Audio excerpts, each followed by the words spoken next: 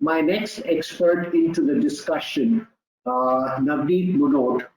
Uh, Navneet is somebody that I have known for, like Anand, for several years. Obviously, Navneet is not a classmate, whereas Deepak, Anand, and I were batchmates. But what I love about Navneet's point of view is he's almost the most compulsive optimist I've found in life, right? So for him, any discussion of risk is incomplete if he doesn't talk about opportunities coming out of risk. So in a sense, he's the last frontier. So first and foremost, Navneet, give us a sense where you are on your one to Navneet optimism index, and then kind of give us a sense, A, if this is how the macros are looking, how is that going to impact micros? B, why does capital market suddenly become so much more important? How easy or difficult is it going to be to raising debt equity in this kind of a capital market? You're reading obviously some headline grabbing news of a few people raising large sums of capital. What is it? What is that happening out there? How is the market going to reward companies? Give us a sense so that we know what the capital market perspective is that will dictate corporate actions. Lovely. Thank you, Vedi. And I wasn't as fortunate of being in the same class where Ananta, Deepak, and you were there. But I have good fortune of reading and speaking to most of you several times. And on his the fourth turning, I wrote it back that, yeah, I mean, there are all the signs. And I would just add one thing, Ananta, that in 2026, if they have to see their Declaration of Independence, instead of saying life, liberty, and the pursuit of happiness, I think it will be good if they change it to life, liberty, and the pursuit of truth. And 2008, the crisis, I would say that was culmination of several bubbles. I mean, the biggest crash that we have seen in this century, the market fundamentalism that started with Reagan and Thatcher.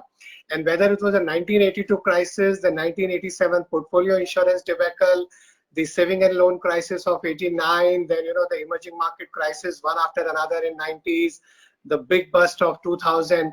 Each time central bankers, or I would say authorities, came and allowed more credit and more leverage. And since 2008, that leverage has not gone anywhere. It has just shifted a large part of it from private balance sheet to public balance sheets. So in 1982, when 10-year US Treasury was at 15.6%, the total debt to GDP, the government debt to GDP was 32%.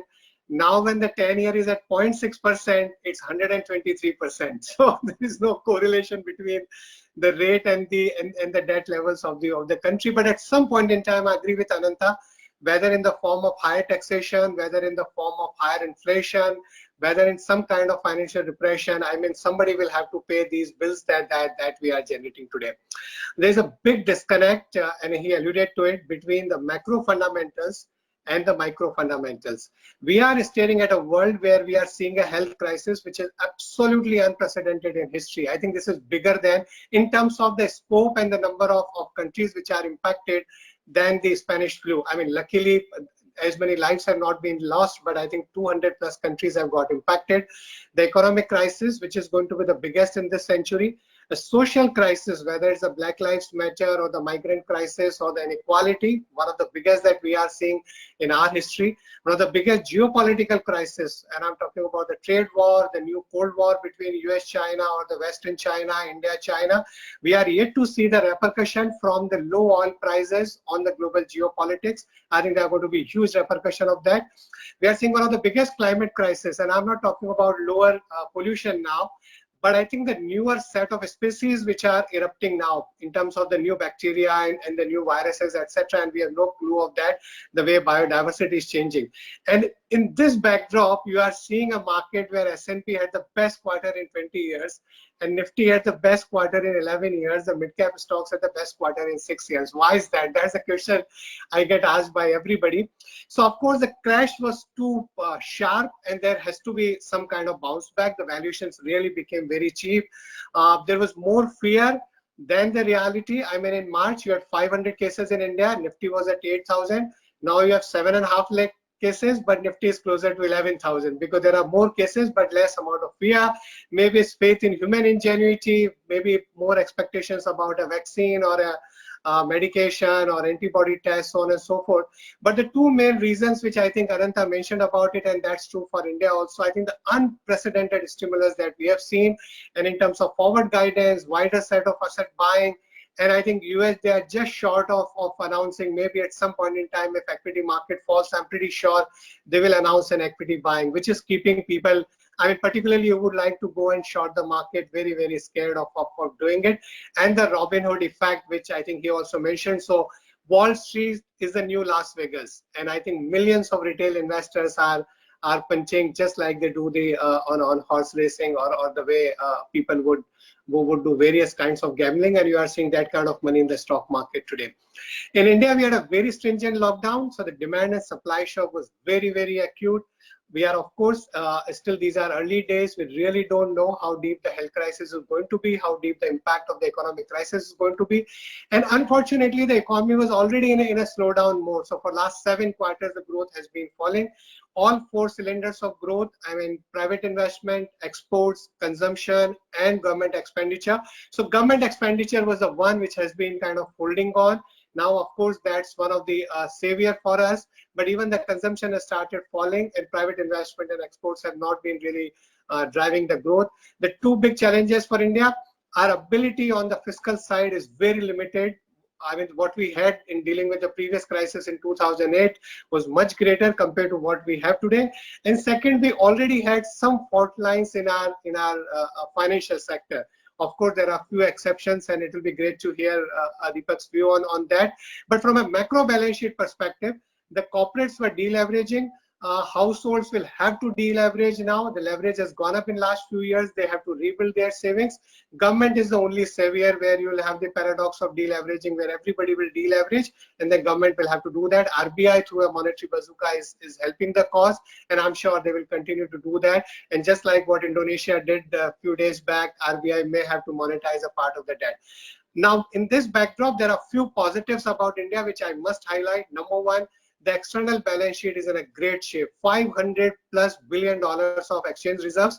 And this year, the economy may fall to maybe $2.5, $2.6 trillion. You are talking of 20% of GDP and we don't have a sovereign external dollar debt in India. In fact, given the shortage of risk capital, I would strongly argue that the time has come for India to set up a sovereign wealth fund and then manage it very, very efficiently and professionally. At least provide the risk capital. The risk capital in India for the VC and the PE, 90 or 95% of that comes from abroad. I think it's better Indians also participate in that.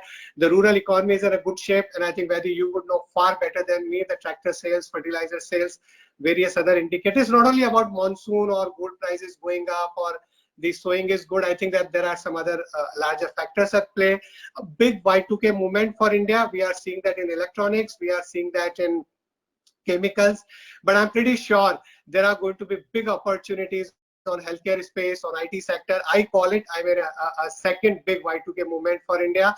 And if data is the new oil, we may take time to really build capacity on the technology side and really compete against the FANGs of the world. I mean, I have the same view on the stock prices, but I think you have to give it to them in terms of the sheer innovation. But I think if data is the new oil and AI is going to lead the world, I think India can really play a very crucial, critical role in the next, set of innovations. And particularly, I think there is no stopping India from Indian teachers to teach, I mean, a student anywhere in the world, an Indian doctor to perform a telemedicine, or an Indian fund manager like me to manage money anywhere in the world. I think it's going to be a reality. Another aspect I always mentioned that reforms never happen out of conviction. They always happen out of compulsion. And this compulsion of negative growth and variety of challenges is leading to some very, very high quality, I would say, structural reforms, particularly like in the areas of like agriculture sector, where we have a perennial challenge of price discovery and value addition. I think some of those may get addressed over a period of time. Now in India, from a markets perspective or from corporate sector perspective, one of the biggest challenge over the last 10 years has been the corporate profit to GDP ratio has been declining consistently. And every year you start with an expectation of 20% growth and you end the growth at like a single digit level. And every year we have some or the other excuse to give why the profits were lower. I think that there is something we really need to think hard if we have to really unleash our entrepreneurship. And I'm not at all advocating going back to the crony capitalism that we had, or the leverage driven excess capacity creation that we did between 2010-15, and we paid a big price. But still, I think we need to think very hard about how do we ensure that entrepreneurs are rewarded well, and that's going to be very, very critical if we really want investment cycle to kick in. I mean, just I'll take 2 minutes. I think from 2010 to 15 we had that era where we had a loose fiscal policy, loose monetary policy, excessive credit generation, a real estate bubble, crony capitalism, so on and so forth. And then we, from one extreme, we went to another extreme in terms of, you know, the excessive tightness on monetary front, fiscal front, judicial, administrative, regulatory outreach. Real estate got corrected. Then we launched, you know, the structural reform, GST, IBC, RERA, etc., demonetization. And this came at a period of time when the global growth was slowing down, the global trade was slowing down, commodity prices were falling, and they were not helping us. I hope, I mean, some of these things kind of change today. We have a model at our place where we look at the corporate revenue growth in India for last 20 years and try to look at various factors which kind of drive that, I mean, correlation or rather causation. As of now, when we look at the durable liquidity in the world, I mean, the US M2 at like 24-25%, or even in India, the shape of the yield curve, I mean, upward sloping yield curve, the government spending, real rates are negative. Some of these are positive. EM spreads are high, which is negative, but of course they have come down. Dollar index looks like, I mean, has weakened a little bit, and I think if it weakens, it will be good for Indian corporates, EMs in general. AAA spreads have come down, but AA and A remains pretty high. I think they need to come down. Commodity prices, interestingly, we are positively correlated when it comes to the corporate revenues and corporate profits in India. I think if prices go up a little bit, particularly on the food side, which will not be bad in India. One of the negative is the uncertainty on the policy front globally as well as in India. Now, from an investing perspective, and if you put yourself in the shoes of whether you are taking a decision as a CEO or as a portfolio manager like me, you know, look at the world in last 20 years, right? From the dot-com bust to the 9/11 to the financial crisis to the sovereign crisis in Europe to taper tantrum to, like, you know, the 2016 commodity price crash, China, the Brexit, trade war, the demonetization. I mean, you have these unknown unknowns like on a recurring basis. These one-off events happen on a regular basis. How do you really invest? And now when you have even bigger number of disruptions in geopolitics, disruptions in policy, big disruption I think is going to come in consumer behavior. And I'll just kind of summarize in one sentence that consumers in India, particularly last few years, have been consuming their income, essentials, discretionary, then savings. Now it will change. It will be essentials, savings, and then discretionary. And then it will have implications on businesses, big disruptions in logistics and supply chain, disruptions in technology and digital disruptions, all of these. And for corporates and for investors like us, I think there are few things which are essential when we look at company and when we meet the companies. First is the resilience, and you alluded to that point of, like, you know, companies are raising capital. People like Deepak, when they don't need, they're sitting on so much of capital and liquidity, is still raising more money. But that's important. You have to keep a very fortified balance sheet because you don't know what lies ahead. Risk management, and it's not about scenario planning, and Ananta spoke very well. You have to create the feedback loops. How do you become anti-fragile? There are newer risks, I mean, cyber security, data privacy, when people are working from home and you don't know what's going to happen next year. Resources. I think every CEO will have to be the chief health officer, chief education or skill officer, simply because, I mean, the employees' well-being, the employees' reskilling, large number of people will become redundant because you'll have robotic processes, etc. Now, the R&D and innovation, actually, they are all R. So resilience, risk management, resources, because you have to think very differently about your employees. R&D and innovation. Think about Zoom. I mean, I thought this would be the moment for Skype, who have been around for 15 years, and a Zoom came out of nowhere. So you don't know who's going to eat your cake tomorrow. And the relationship, last but not the least, I think the sustainability is going to be even more important, and we are paying a lot more attention to our ESG theme. The CEO has to be the chief empathy officer today, whether your supply chain, whether your customers, whether your lenders, your shareholders, your labor, your local community. I think the way you build your relationship, that's going to be very, very critical. And I would just say that tough times don't last, tough people do. In these periods, and when SARS happened, Ananta would know far better than me sitting there, that was the birth of Alibaba and what Alibaba became today. And I can give you several examples from the early part of the 20th century, where we saw these plagues and we saw the the world wars and several of the geopolitical crises and the kind of innovations that happened. Constraint is the mother of invention, or the mother of, I would say, innovation. I think every organization will have to reinvent, will have to reimagine, will have to reboot, and I think there are going to be newer opportunities which we have not seen for a long time. We are going to see a creative destruction, what Joseph Schumpeter writes about, the worst of it and the best of it in next few years. But for the players who focus on these 5 R's that I talked about, I think there will be a lot of opportunities in India.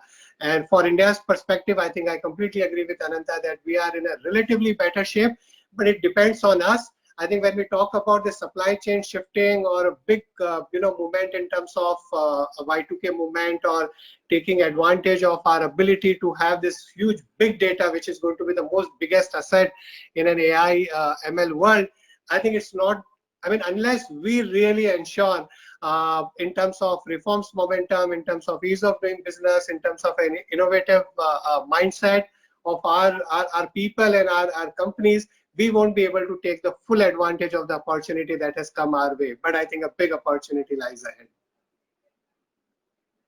Thank you so much, Navneet. The amazing quality of yours is to never disappoint. You're an Amitabh Bachchan hiding inside you, and you never disappoint. To make that, because I keep meeting this class, I keep meeting you guys in person, and I keep reading Ananta.